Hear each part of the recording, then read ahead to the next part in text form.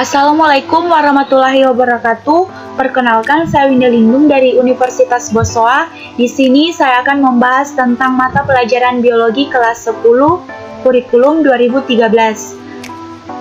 Di sini saya akan membahas mengenai biologi pada bab 1, yaitu mengenal biologi. Kita langsung saja ke materinya.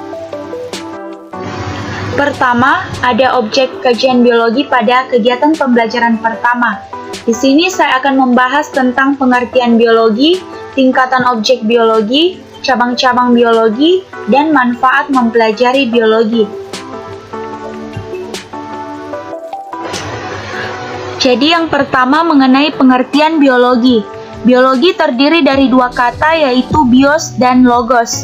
Bios diartikan sebagai hidup, sedangkan logos diartikan sebagai ilmu. Biologi diartikan sebagai ilmu yang mempelajari tentang segala sesuatu yang berhubungan dengan makhluk hidup, yaitu tumbuhan, hewan, manusia, dan mikroorganisme. Salah satu objek permasalahan dalam bidang biologi yaitu tingkat organisasi kehidupan. Berdasarkan hal tersebut, semua makhluk hidup memiliki tingkatan kehidupan. Kemudian yang kedua mengenai tingkatan objek yang dipelajari dalam biologi sebagai ilmu. Pertama, ada dari tingkat molekul, kemudian sel, jaringan, organ, organisme, populasi, komunitas, ekosistem, dan bioma. Pertama kita membahas mengenai organisasi fungsional tingkat molekul.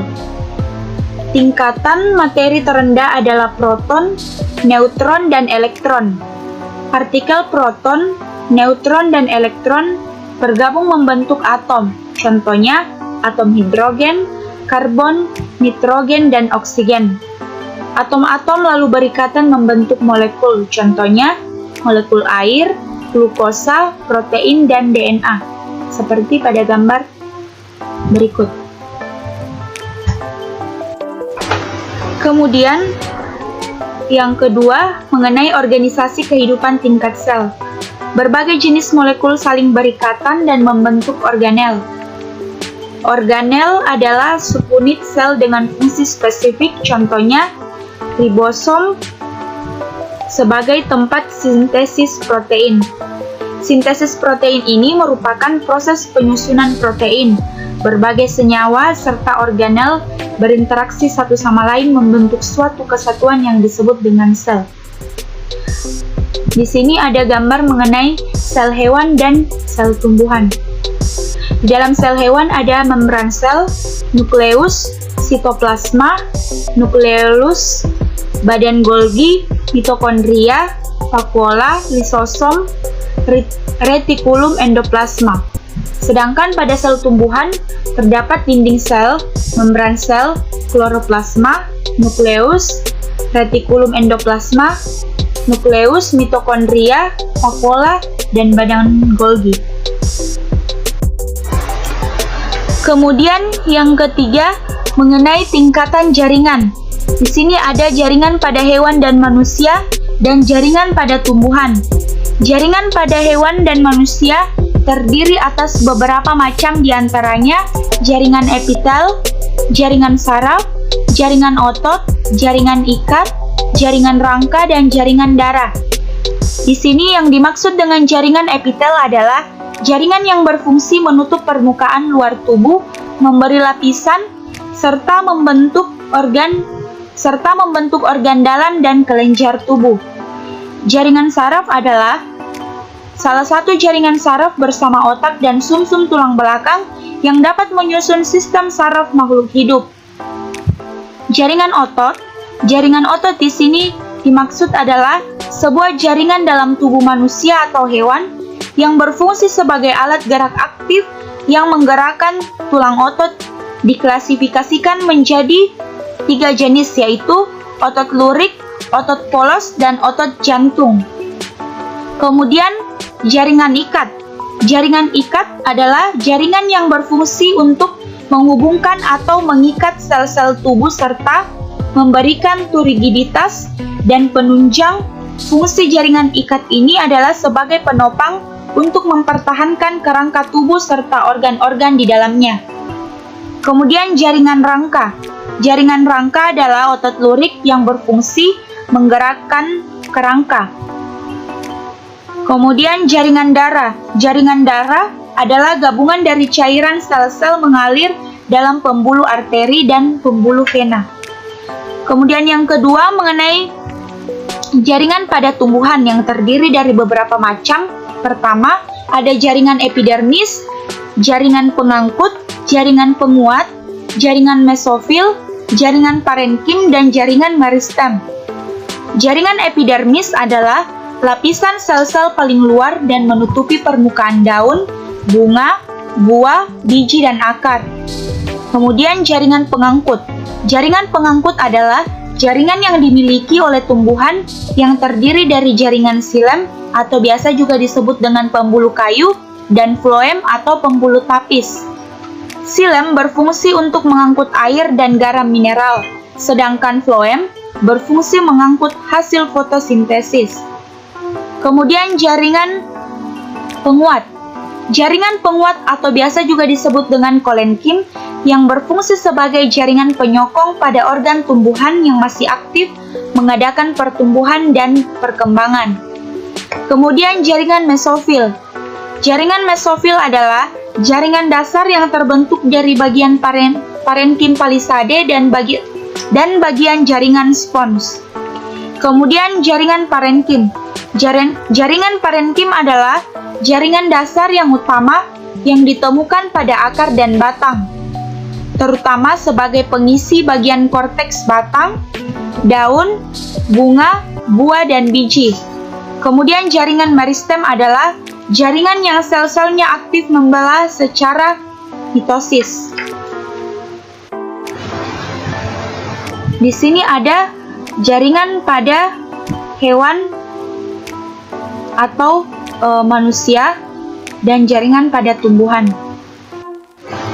Kemudian tingkatan organ dan sistem organ. Ada berbagai jaringan yang membentuk suatu organ, memungkinkan suatu organ tersebut mempunyai kemampuan untuk melaksanakan fungsi hidup yang beraneka ragam. Contoh organ adalah jantung yang berperan untuk memompa darah, organ paru-paru untuk pertukaran oksigen dan karbon dioksida, organ telinga untuk mendengar, dan organ mata untuk melihat. Organ-organ pada tumbuhan contohnya daun untuk pertukaran gas dan berlangsungnya fotosintesis, bunga untuk perkembangbiakan, dan akar untuk menyerap air dan garam-garam mineral.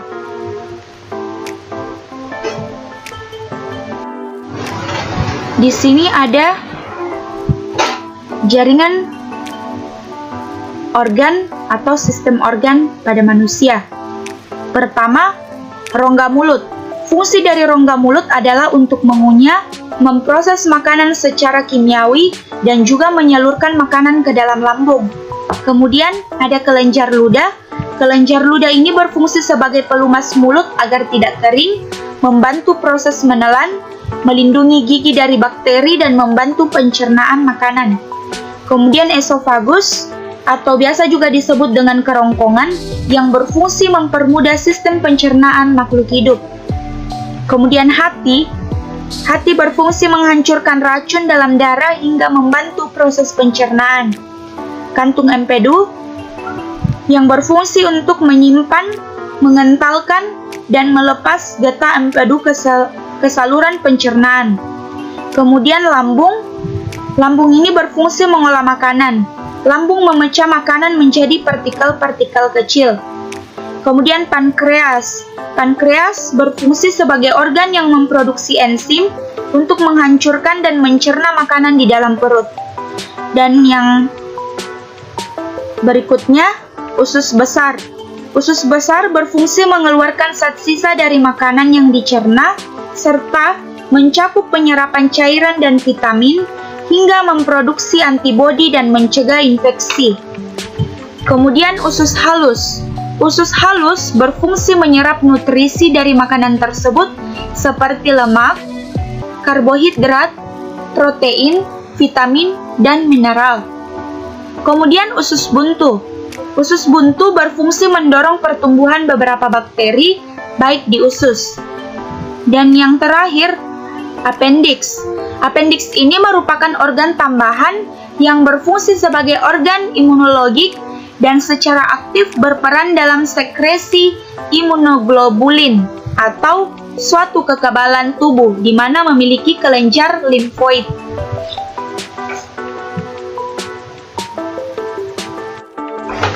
Kemudian, yang kedua mengenai organisasi kehidupan tingkat sel. Berbagai jenis molekul saling berikatan dan membentuk organel. Organel adalah subunit sel dengan fungsi spesifik, contohnya ribosom sebagai tempat sintesis protein. Sintesis protein ini merupakan proses penyusunan protein. Berbagai senyawa serta organel berinteraksi satu sama lain membentuk suatu kesatuan yang disebut dengan sel. Di sini ada gambar mengenai sel hewan dan sel tumbuhan. Di dalam sel hewan ada membran.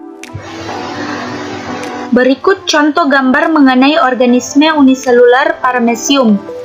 Di sini ada bagian-bagian dari paramecium, yaitu pertama ada silia. Silia ini berfungsi membantu pergerakan filum ciliate, membantu sel untuk bergerak maju, mundur, membelok, berguling, ataupun berhenti. Kemudian vakuola kontraktil. Vakuola kontraktil berfungsi mengumpulkan dan memasukkannya ke dalam sel.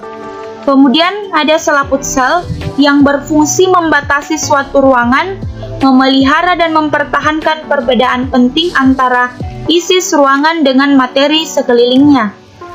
Kemudian makronukleus atau biasa juga disebut dengan inti besar, yang berfungsi untuk mengawasi kegiatan metabolisme, pertumbuhan, dan regenerasi. Kemudian mikronukleus atau inti kecil yang berfungsi untuk mengendalikan kegiatan reproduksi. Kemudian ada pori-pori mulut yang berfungsi sebagai jalan minyak untuk sampai ke permukaan kulit. Vakuola makan atau vakuola makanan berfungsi sebagai sistem pencernaan tumbuhan. Dan pori-pori anal yang berfungsi mengeluarkan limbah ataupun sisa-sisa makanan.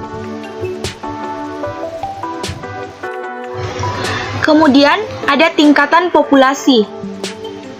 Individu-individu sejenis yang berkumpul di suatu tempat tertentu pada waktu yang sama membentuk tingkat organisasi kehidupan yang disebut sebagai populasi.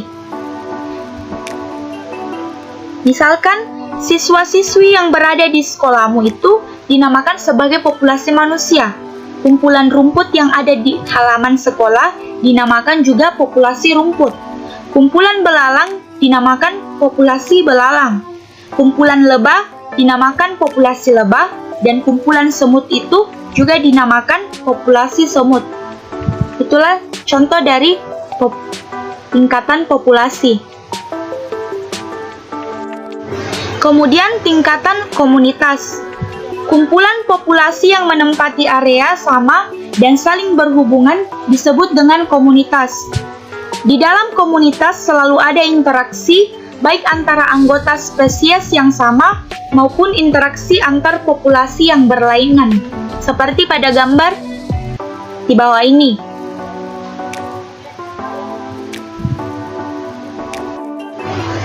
Kemudian tingkatan ekosistem. Ekosistem ini merupakan unit fungsional yang mencakup organisme atau biasa disebut dengan biotik, dengan lingkungannya yang tidak hidup atau abiotik, dalam hubungan saling mempengaruhi dan berinteraksi. Komponen biotik ekosistem terdiri atas produsen, misalkan tumbuhan, konsumen, dan pengurai.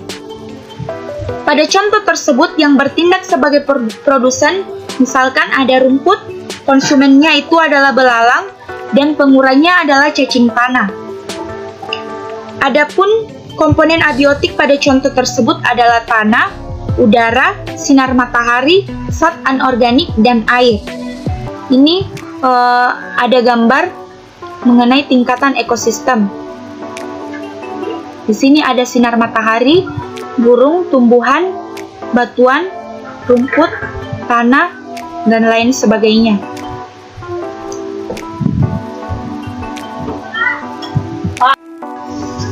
Kemudian tingkatan bioma. Bioma adalah wilayah yang memiliki sifat geografis dan atau iklim yang sama yang diklasifikasikan berdasarkan vegetasi dominan dan ditandai oleh adaptasi organisme terhadap lingkungan suatu habitat tertentu. Ada beberapa macam bioma, yaitu bioma hutan hujan tropis, bioma hutan bakau, bioma hutan lumut, bioma savana, bioma padang rumput atau stepa, bioma padang pasir atau gurun, bioma hutan gugur, bioma taiga, dan bioma tundra. Antara dua bioma dipisahkan oleh ekotone berupa suatu garis pembatas atau biasa disebut garis pemisah yang tidak begitu jelas tetapi dicirikan dengan adanya tumbuhan dan hewan yang khas. Berikut contoh gambar mengenai organisme uniselular paramecium. Di sini ada bagian-bagian dari paramecium. Kemudian ada tingkatan populasi. Individu-individu sejenis yang berkumpul di suatu tempat tertentu pada waktu yang sama membentuk tingkat organisasi kehidupan yang disebut sebagai populasi. Misalkan, siswa-siswi yang berada di sekolahmu itu dinamakan sebagai populasi manusia.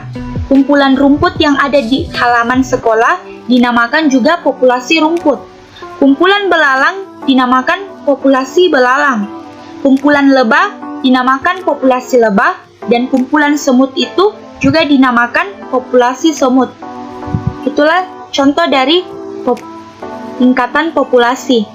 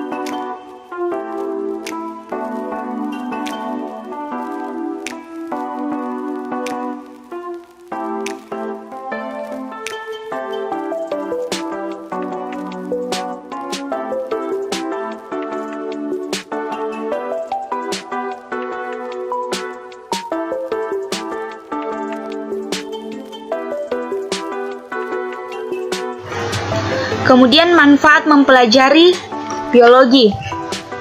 Pertama itu gambar tersebut ini, yang gambar pertama ini adalah contoh dari bidang peternakan. Karena di sini ada 6 bidang dalam manfaat mempelajari biologi. Pertama itu ada bidang peternakan, bidang pertanian, bidang kedokteran, bidang industri, bidang perikanan, dan bidang kriminologi. Jadi pada gambar pertama ini yang menunjukkan gambar seekor sapi merupakan bidang peternakan.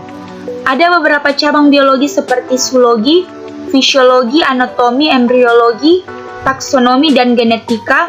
Para peternak dapat menghasilkan bibit unggul dengan cara kawin suntik atau biasa disebut dengan inseminasi, dan kawin silang atau bastar. Contoh hewan jenis unggul adalah misalkan ayam ras, ayam broiler, sapi perah, dan sebagainya. Dan gambar di depan ini, gambar tersebut ini contoh dari gambar sapi perah. Kemudian gambar yang kedua itu mengenai bidang pertanian. Jadi bidang pertanian ilmu botani, fisiologi, genetika, dan anatomi serta genetika, petani dapat memilih dan menghasilkan jenis tumbuhan yang bersifat unggul melalui rekayasa genetika. Produksi pangan dapat lebih meningkat, misalnya buah tomat yang biasanya warna merah hijau menjadi tomat warna ungu seperti pada gambar tersebut. Kemudian bidang kedokteran. Cabang-cabang ilmu biologi yang membantu para dokter dalam mengusahakan penyembuhan suatu penyakit merupakan anatomi, fisiologi, mikrobiologi, dan patologi.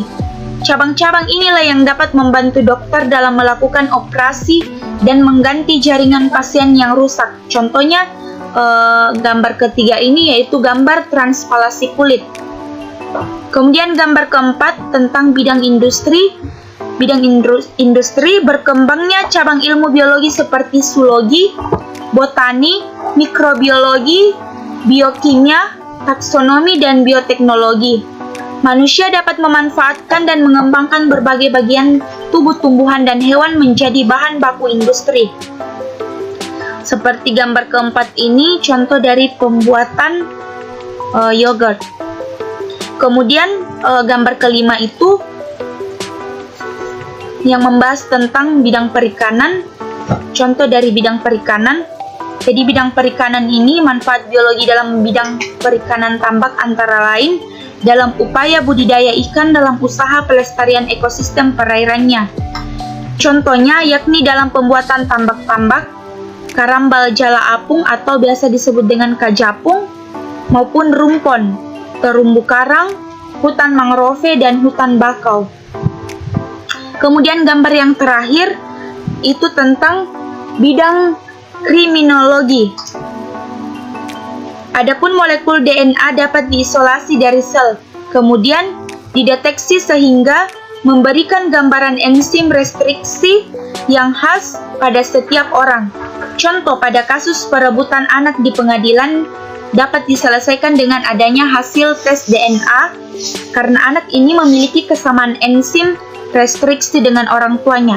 Seperti gambar yang terakhir ini tentang adanya hasil tes DNA.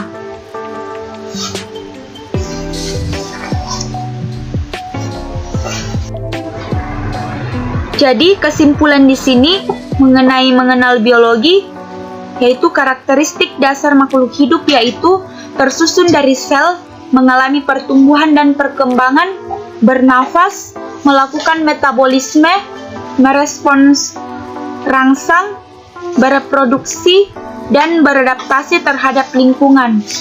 Organisasi kehidupan terdiri atas tingkatan molekul, sel, jaringan, organ dan sistem organ, individu dan bioma. Dan yang terakhir, dengan adanya kemajuan ilmu biologi, memberikan sumbangan bagi kemajuan dan kesejahteraan manusia dalam berbagai bidang yaitu bidang peternakan, bidang pertanian, perikanan, kedokteran, kriminologi, dan industri. Kemudian kita melangkah ke latihan soal. Latihan soal pertama, yaitu urutkan tingkatan klasifikasi taksonomi dari yang tertinggi sampai yang terendah. Jawabannya di sini ada beberapa pilihannya. Pertama itu bagian A, filum, kelas, bangsa, suku, marga, dan jenis. Bagian B, suku, filum, bangsa, kelas, marga, dan jenis. Bagian C, marga, filum, bangsa, kelas, suku, dan jenis. Bagian D, kelas, suku, filum, marga, bangsa, dan jenis. Dan bagian E, bangsa, marga, filum, kelas, suku, dan jenis. Dan jawaban yang paling tepat pada nomor pertama ini mengenai urutan tingkatan klasifikasi taksonomi dari yang tertinggi sampai terendah adalah bagian A, yaitu filum, kelas, bangsa, suku, marga, dan jenis.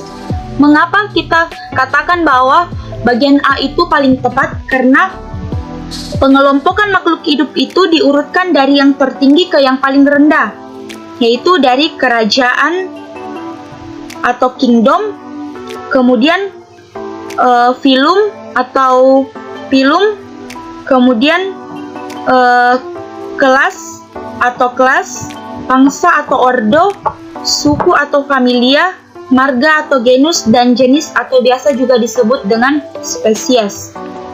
Kemudian nomor 2, cabang biologi yang mempelajari bentuk luar makhluk hidup adalah A. Ekologi, B. Taksonomi, C. Morfologi, D. Fisiologi, E. Anatomi. Jawaban yang paling tepat adalah bagian C, yaitu morfologi.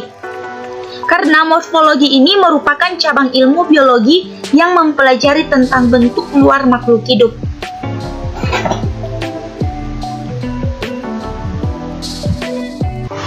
Kemudian latihan soal pada nomor 3, di bawah ini yang bukan merupakan manfaat cabang ilmu biologi dalam bidang kedokteran adalah A.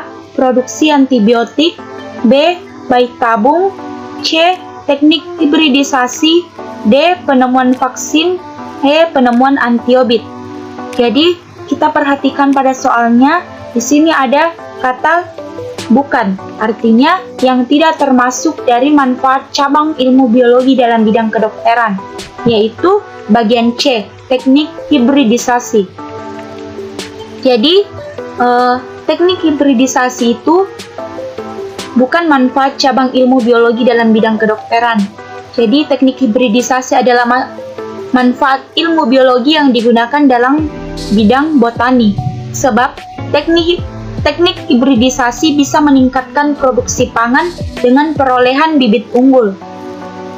Kemudian nomor 4, salah satu manfaat mempelajari biologi di bidang pertanian adalah A. Meningkatkan hama serangga, B. Penemuan bibit unggul, C. Punahnya tanaman berkualitas rendah, D. Berkurangnya plasma nutfah, bagian E. Matinya tanaman-tanaman langka. Jadi jawaban yang paling tepat dari soal nomor 4 mengenai manfaat mempelajari biologi di bidang pertanian adalah bagian E, yaitu penemuan bibit unggul. Petani dapat memilih dan menghasilkan jenis bibit tumbuhan yang bersifat unggul. Itulah contoh dari bidang pertanian. Sekian dan terima kasih mengenai objek kajian biologi yang saya bahas pada kegiatan pembelajaran pertama bab 1.